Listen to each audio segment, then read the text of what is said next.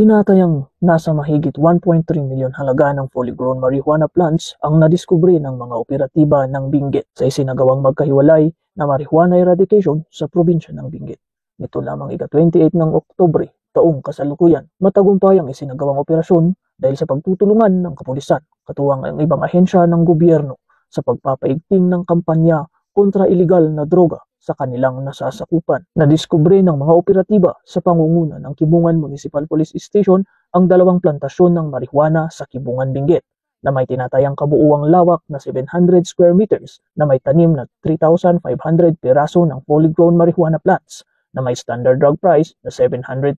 pesos. Samantala sa isang banda ulit ng Takhadang Kibungan, nadiskubre naman ng ibang grupo ng operatiba sa pangunguna ng 2nd Benguet Provincial Mobile Force Company ang 4 na plantasyon na may kabuuang lawak na 390 square meters na may tanim na 1,900 piraso ng marijuana plants na may standard drug price na 390,000 pesos halaga. Dagdag pa dito na diskubre naman ng ibang grupo ng operatiba sa pangunguna ng 1st Benguet Provincial Mobile Force Company ang isang plantasyon ng marijuana sa Kayapa, Bacon, Benguet na may lawak na 150 square meters na may tanim na 1,200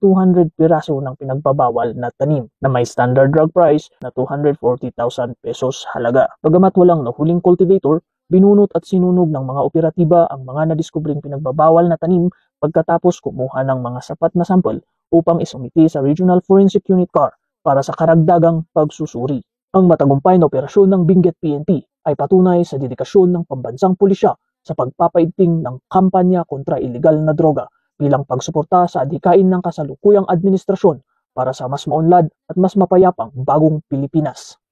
Mula dito sa home of the most disciplined cops, Police Regional Office Cordillera Administrative Region, ako ang inyong PNN correspondent, Patrolman Sugkad, alagad ng batas, tagataguyod ng Balitang Pulis.